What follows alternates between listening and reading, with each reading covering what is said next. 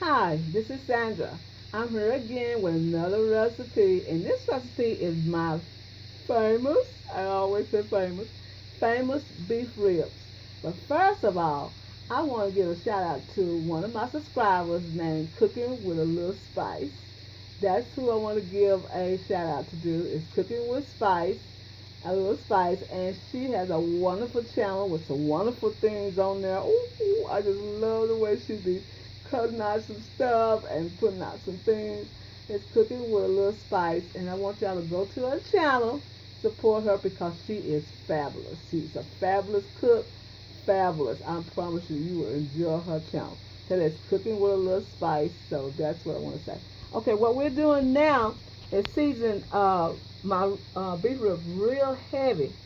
I like to season my ribs real heavy with black pepper and salt, garlic powder, whatever that I want to put on my ribs. I put that on there.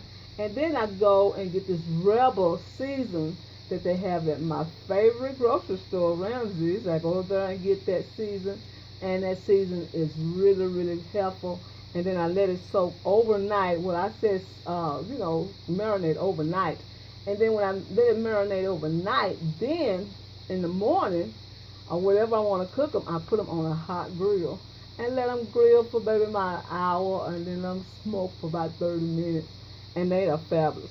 So this is Sandra. I want to show you how I season these ribs up real heavy.